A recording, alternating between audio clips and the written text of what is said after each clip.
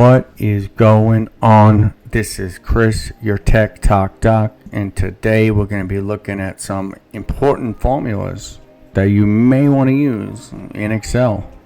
Formulas are important. They can shorten the amount of time you spend on your Excel spreadsheets, and I'm going to show you a couple here. Let's first start with the one called SUMIF. SUMIF. SUMIF. As simple as this. Equals SUMIF. Now, add the cells specified by a given condition or criteria. So let me show you what we're going to do here.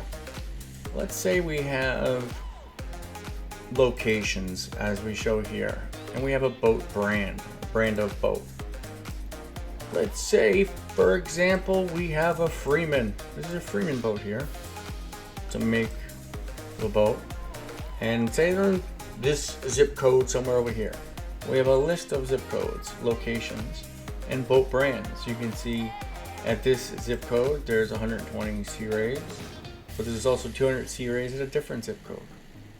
But I want to, using the SUMIF, be able to tell me the following. Basically, the SUMIF formula in Excel is used to add up values based on a specified condition or criteria.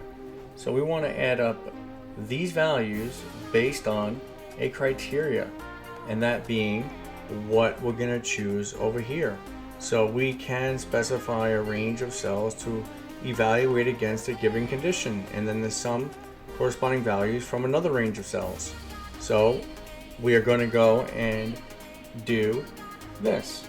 We're going to simply type equals SUMIF close. Now it wants me to select the range. Okay. Now it's going to ask me to select the range of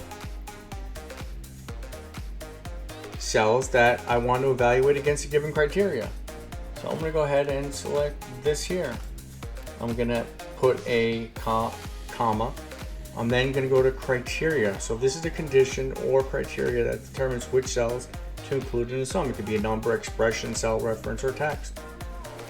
And that's going to be Freeman, because that's what I'm looking at. Okay?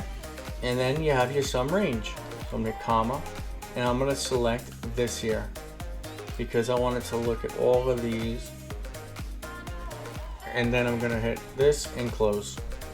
So this basically should tell me the number of Freeman boats in this column here, based on here. So we have different zip codes and we have different numbers of boats. So let's test it. All right. So if you want to just test it, look at Freeman boats. Okay, 125. And we have 400, so that's 525. You know what? Let's add another. Let's make this 500. You'll see it change to 625. So your SUMIF, all right, is a very strong formula, and basically it's going to allow you to take, for example, here specific boat brand and the amount of boat brands that exist total within this, zip code list. So this is a very powerful calculation that you may want to use. The next formula I want to look at is very powerful, and that is, it's hard to say, but concatenate, whatever. Okay. So what does it do? Well, this is what it does, and it's pretty simple, straightforward. It's concatenate, and it's a function in Excel used to join together two or more text strings into one. So what better way to look at it than like this, taking a first name and a last name. So we have John Jones, Kelly John, Clark Kent, Joe David, John Paul. Say I want their full name.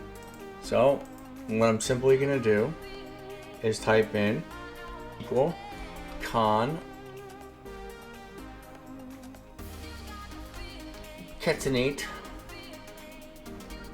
and then like that, we're going to select text 1, comma, I'm going to select text 2, close it, and bam. Now if I want to simply fill all these in to do it, I can right click on it, hit copy, and guess what? I can drag it down, and there you go.